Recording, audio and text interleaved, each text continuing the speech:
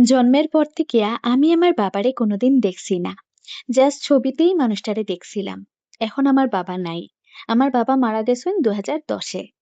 যখন মা আর বাবার ছাড়াছাড়ি হইছিল, তখন আমরা ৩ ভাই-বোনরে নিয়া লিটারেলি সমুদ্র সমান জলে আসলা।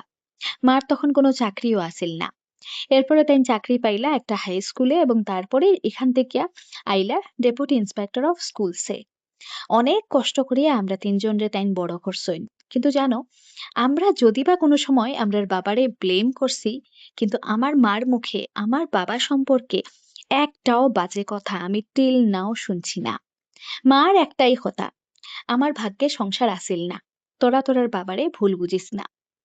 বাবা যখন মারা গেলা তখন তার বয়স আছিল 58। সো অ্যাকর্ডিং টু ল, বাড়িতে ডিপেন্ডেন্ট আনএমপ্লয়েড ডটার বা সান কেউ তার জায়গায় ওই চাকরিটা পাইব। ভাই তারা তখন স্কলারশিপ পাইতো, বাট আমি আসলাম fully unemployed. Masters just join করছিলাম।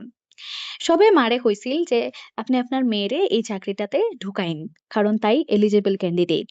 কিন্তু আমার মা এটা নিছইন না। তারপরে আইলো বাবার সম্পত্তির কথা। যেহেতু আমার বাবা তারা অনেক পয়সা আলা, অনেক সম্পত্তি, সুতরাং আমরা নিয়মে হাসিয়া খেলিয়া থাকার কথা। স্পেশালি আমার ভাই তারা, কারণ আমার তো এখন বিয়া হয়ে গেছে। কিন্তু মা এটাও ফিরাইয়া দিছইন। আমার জেঠাইমা পিসা সবে এক কথা আমার মারে কইছেন যে বাচ্চা তিনটারে তারার অধিকার থেকে বঞ্চিত করিও না।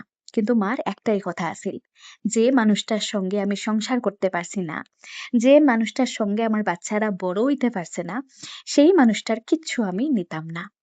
তাইন জায়গায় একদম অনর, নিতা না মানে নিছইনি না। তাইন একটা জিনিসই হইতা যেটা খুব ভালো লাগতো, যে আমার ৩ ছেলে মেয়ে মানসিকভাবে যথেষ্ট স্বাবলম্বী।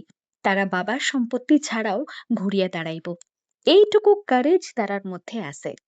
মার এই আদর্শ বিশ্বাস এটারেই বারবার মনে করিয়া চলি। কারণ এরকম আইডিওলজি সবার মধ্যে থাকে না। অনেকের তো নিজের হাজবেন্ডের সব ভোগ করিয়াও আবার সেই হাজবেন্ডরেই মানুষের সামনে ছোট করে। কিন্তু আমার মা তার হাজবেন্ডের এত প্রতিপত্তি থাকা সত্ত্বেও একটা দানা কিচ্ছু নিছইন না। আমার মায়ে নিজে কষ্ট করিয়া লোন লইয়া একটা বাড়িও বানাইছেন। অবশ্য আমার দাদারা আর আমার মাসি তানরে যথেষ্ট হেল্প করছেন। তা না হইলে হয়তো বাড়িটা সম্ভব হইল না নে। আমি এক্স্যাক্টলি আমার মার এই পাথটাই ফলো করি। আমার মায়ে যদিও তার সম্পত্তির একটা ছোট্ট অংশ আমারে দিছেন, কিন্তু আমি না করি সবসময় যে আমি তোমার কাছ থেকে কিচ্ছু নিতাম না। এটা আমার ডিসিশন, আমি নিতাম না। আমার হাসব্যান্ডেও সেম কথা, কিচ্ছু নিতাম না। আশীর্বাদ করো যেন নিজের পায়ে ঘুরিয়া দাঁড়াইয়া নিজে নিজের মাথার ছাদের ব্যবস্থা করতে পারি। কারোর কাছ থেকে রেডিমেড কিচ্ছু নিতাম না।